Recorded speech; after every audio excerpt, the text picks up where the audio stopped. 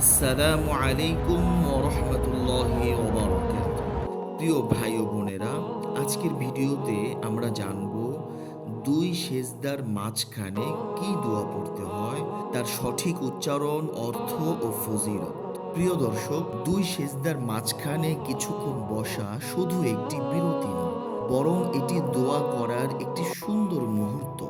রাসূলুল্লাহ সাল্লাল্লাহু আলাইহি ওয়াসাল্লাম এই সময় আল্লাহর কাছে দোয়া করতেন এবং ধীরস্থিরতার সাথে বসতেন এবং ছোট্ট একটি দোয়ার মাধ্যমে একসাথে আল্লাহর কাছে ৫টি বড় নিয়ামত চাইতেন: ক্ষমা, রহমত, হেদায়েত, নিরাপত্তা ও সুস্থতা, এবং সর্বশেষ হলো রিজিক।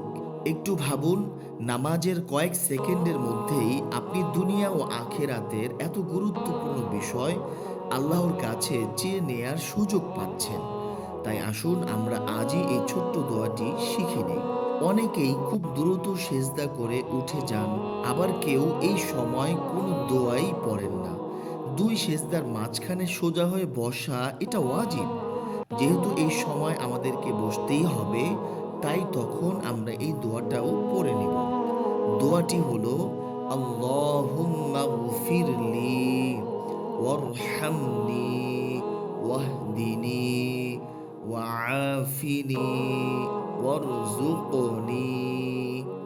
দোয়াটি আমি আবারও বলছি: আল্লাহুম্মা গফিরলি ওয়ারহামনি ওয়াহদিনি ওয়াআফিনি ওয়ারযুকনি। অর্থ: হে আমার রব, আমাকে ক্ষমা করুন, আমার প্রতি দয়া করুন, আমাকে সঠিক পথ দেখান, আমাকে নিরাপদ রাখুন, আমাকে রিজিক দান